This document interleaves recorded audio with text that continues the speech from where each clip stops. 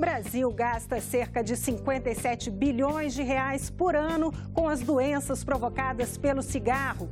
Comissão de Constituição e Justiça realiza audiência pública nesta terça-feira sobre resolução de conflitos. E governo quer aprovar ainda esta semana a nova meta fiscal. Destaques desta edição do Senado Notícias.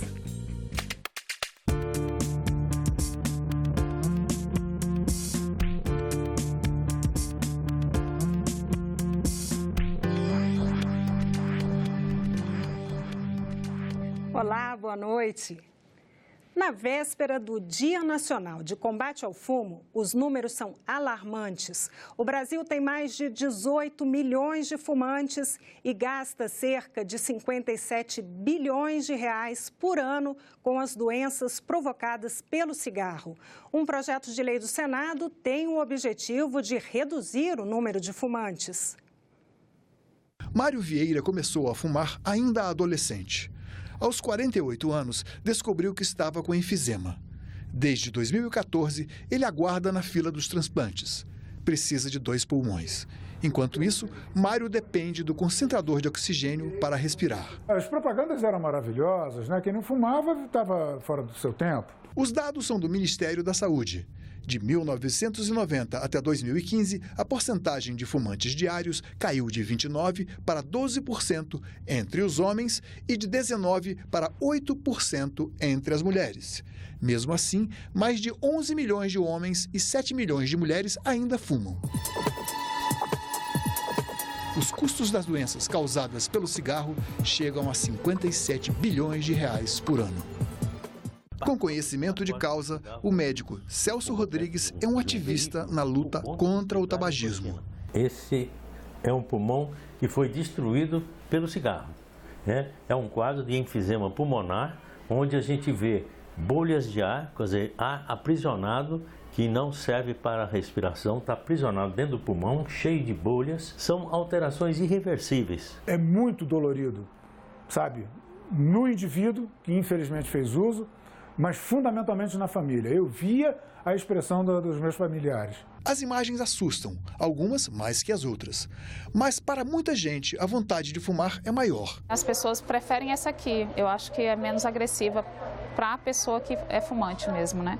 Por enquanto, as prateleiras desta panificadora ainda exibem maços de cigarros junto com outros produtos.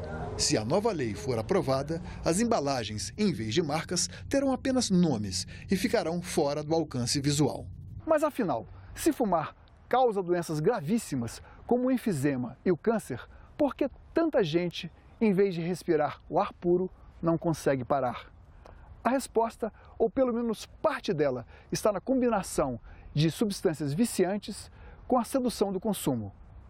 Longe dos olhos, longe do coração, é nesse sentido que a lei do Senado quer avançar ainda mais. Além da proibição de todo tipo de publicidade dos produtos, as empresas ligadas ao tabaco não poderão patrocinar pessoas, eventos e atividades que possam promover o consumo. Ficam proibidas quaisquer substâncias que possam realçar ou modificar o cheiro e o sabor dos produtos. O ato de fumar dentro de veículo, quando houver passageiros menores de 18 anos, será considerado infração de trânsito.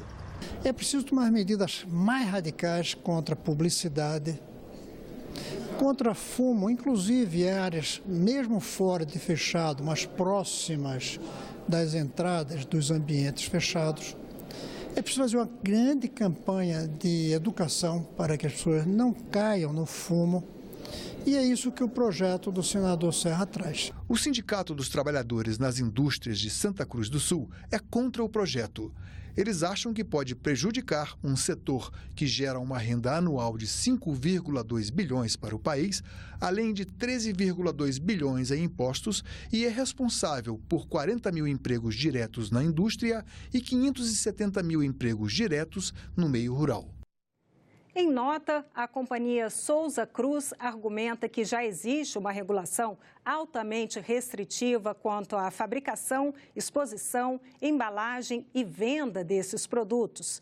Para a indústria, a padronização de embalagens prevista no projeto viola a lei brasileira e tratados internacionais subscritos pelo Brasil, colocando o país à mercê de questionamentos junto à Organização Mundial do Comércio.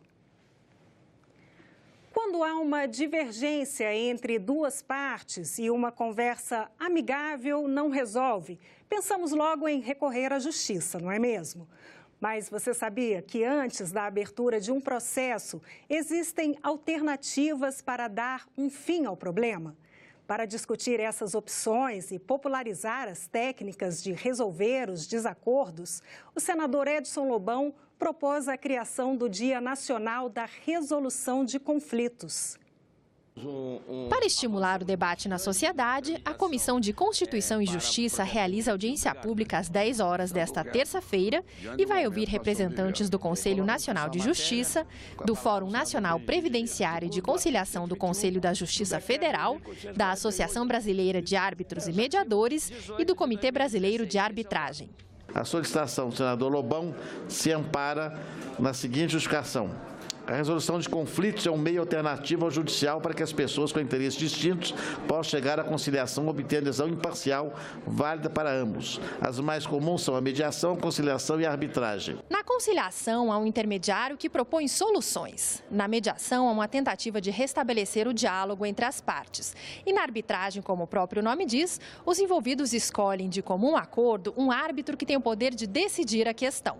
A resolução de conflitos, apesar de pouco divulgada, não é recente. Desde 2010, os tribunais de todo o país têm que oferecer núcleos que promovam a conciliação e a mediação das controvérsias antes da solução judicial. O governo quer aprovar ainda esta semana a nova meta fiscal, antes de enviar a lei orçamentária anual, o que deve acontecer até o último dia de agosto. O governo espera um rombo para 2017 de 159 bilhões de reais nas contas públicas, 20 bilhões a mais do que estava previsto. O texto com a nova meta já está pronto para ser votado na Comissão Mista de Orçamento. Alguns falam, não pode rever meta, mas é um retrato da realidade.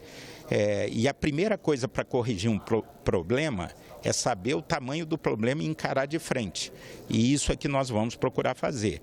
A situação é extremamente grave, muitos setores da economia já começam a se recuperar, mas a fonte, a raiz da crise é o desequilíbrio orçamentário do setor público. Este é o 6º ano seguido em que as estimativas de receita não alcançam a previsão da LDO. A expectativa é de uma frustração de receita de quase 43 bilhões de reais, ainda levando em conta só o relatório do 3º bimestre. O déficit do ano que vem também foi reavaliado. Passou de 129 bilhões negativos para 159 bilhões, também no vermelho. O governo aceitou reverter alguns vetos à Lei de Diretrizes Orçamentárias de 2018 para garantir a aprovação da nova meta. O ministro do Planejamento esteve no Congresso na última semana para negociar com os parlamentares. Há uma série de questões procedimentais, de regras de divulgação, de resultados, de transparência, etc., que estão sendo avaliadas. Agora, nós não temos capacidade de absorver maiores impactos financeiros. Na última semana, o presidente da Comissão Mista de Orçamento apresentou um calendário que prevê a votação da nova meta fiscal para esta terça-feira. Já a lei orçamentária anual tem de chegar ao Congresso até quinta-feira, ou seja, o calendário está apertado. Além disso, os parlamentares ainda têm de votar os vetos que trancam a pauta do Congresso Nacional. E está marcada para esta terça-feira, às 11 da manhã, a sessão do Congresso Nacional, que deve examinar 16 vetos presidenciais, 11 projetos de lei e um projeto de resolução. Uma ajuda para populações que sofrem com secas prolongadas por meio da criação de um fundo de R$1 bilhão está prevista em projeto que pode ser votado amanhã, a partir das 10 da manhã, na Comissão de Assuntos Econômicos. Os senadores vão sabatinar também 2 indicados para diretorias do Banco Central. Os relatórios recomendando a aprovação dos nomes de Maurício Costa e Paulo Sérgio Neves foram lidos na última reunião da comissão. Após essas sabatinas, os senadores têm uma pauta com 12 propostas. Entre elas, o projeto que cria o Fundo de Atendimento às situações de emergência e de calamidade pública decorrentes da seca. Esse fundo, no valor de R$1 bilhão, atenderia a população prejudicada com a falta prolongada de chuvas. Outro projeto em pauta permite o pagamento de boletos em qualquer agência bancária, mesmo após o vencimento. Mais investimentos em ferrovias. Pode passar por aí a solução para a queda nos custos dos produtos agrícolas da região Centro-Oeste. Esse é o tema do jornalista Ronaldo Martins na coluna Assunto de Estado. O Mato Grosso é o maior polo agrícola do país. A Embrapa estima que até 2026 o estado vai aumentar em 39% a produção de soja e milho. O transporte dos grãos até os portos representa mais de 1/3 dos custos de produção. Nos últimos 10 anos, o preço do frete aumentou 228%. Esse é o maior problema enfrentado pelos produtores. Na opinião do senador Wellington Fagundes, nosso convidado do programa Assunto de Estado, o investimento no transporte ferroviário é a saída para aumentar os resultados do agronegócio. 40 anos atrás, nós tínhamos 35 mil quilômetros de ferrovia. Hoje nós temos aproximadamente 12 mil quilômetros de ferrovia no Brasil funcionando. E todos sabem que o transporte ferroviário é mais barato, é menos impactante ambientalmente. O programa Assunto de Estado começa às 8 da noite. É logo depois do Argumento, que hoje entrevista o líder do PSDB, senador Cássio Cunha Lima, sobre financiamento de campanha. Ele é autor de uma proposta que permite doações privadas a um fundo público para o custeio das eleições. O Argumento você assiste agora, depois do Senado Notícias. E nós ficamos por aqui. Outras notícias em nossa página na internet. Muito obrigada pela companhia. Continue sintonizado aqui na TV Senado.